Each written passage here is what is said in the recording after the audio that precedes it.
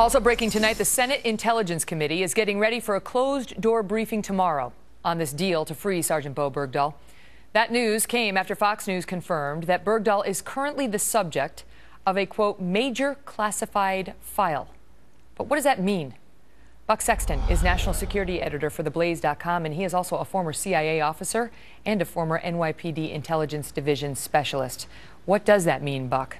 It means that they're, at least as a precautionary measure at this point, going to be looking into just what he did while he was in captivity, what Sergeant Bergdahl was up to the degree they can figure that out, and also look for any clues as to whether there's a very important distinction here between being a deserter, which is a very serious crime under UCMJ, and being a collaborator, which would mean you're actively assisting the enemy either for propaganda or other purposes. Now, those are two very distinct things. They're looking now perhaps into the possibility of collaboration, but there's much less evidence that we've heard of at this point to suggest that than the desertion, which according to many of his military colleagues sounds like that is what happened. Well, certainly there's more evidence on the latter front. And all we have so far is one source at the Pentagon confirming to Fox News, and it's written up by James Rosen on FoxNews.com, that the intel community does have a file on him, that it is a major file, and that they are looking into the possibility of collaboration. In part, one would assume, based on those tweets that we discussed, that email that we discussed at the beginning of the show, where he sent his parents right before he was captured. Here's just an example. This is number 18 for the control room. He writes, talking about how disillusioned he is with the armed forces. We don't even care when we hear each other talk about running their children down in the dirt streets with our armored trucks. We make fun of them, talking about the Afghanis, in front of their faces and laugh at them for not understanding that we are insulting them. He goes on to say, the horror that is America is disgusting. But he wouldn't be the first soldier to be disillusioned about the war.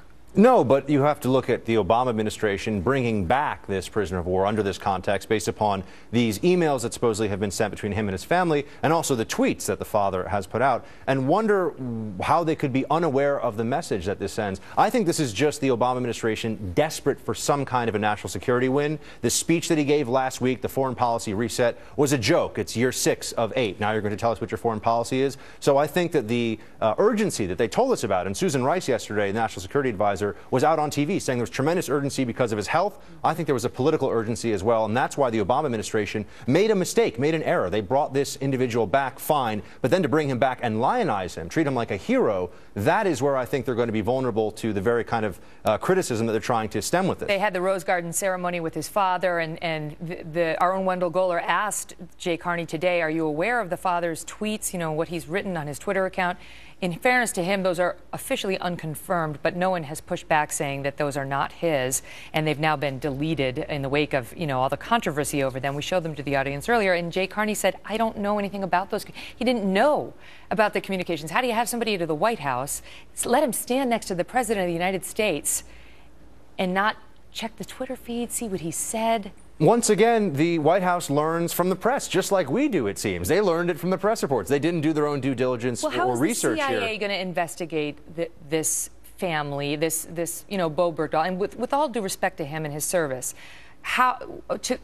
we owe it to the country to understand exactly what situation we're all in right now. And so you used to work for an agency that did that kind of thing. How do they start investigating that? Well, look, there are classified files on basically everything. We used to joke around and say that. I don't think it's necessarily an indicator of very much that they may have been looking into what was going on. That's normal due diligence with Bergdahl. Well, look, there's the possibility of a collaborator, whether we want to talk about that publicly or not. And if you have somebody who may have been collaborating with the Haqqani network, very high operational security, very high OPSEC coming from the Haqqanis at all times, they could have taught him tradecraft to try to get around the kinds of investigative techniques you would use to figure out if this person had been turned. Now, but doesn't it stand to reason that if the CIA were looking into that, we would not have agreed to the prisoner swap if we found anything to concern us? As I said, if this is going on, and I haven't seen the file, I have no knowledge of the file, but if it was going on, it would be a precautionary measure, the kind of thing that this is a very high-profile case. Obviously, the president himself has decided to take it as something that he's going to be talking to the American people about, and so they want to get as much information, conceivably, I would think, as they could, and make sure they know. Will they be doing a debriefing of him now, you know, when he comes back to American soil? Oh, there's almost certainly going to be a very extensive debriefing of him, and also we'd want to know what he told the enemy, perhaps under tremendous duress.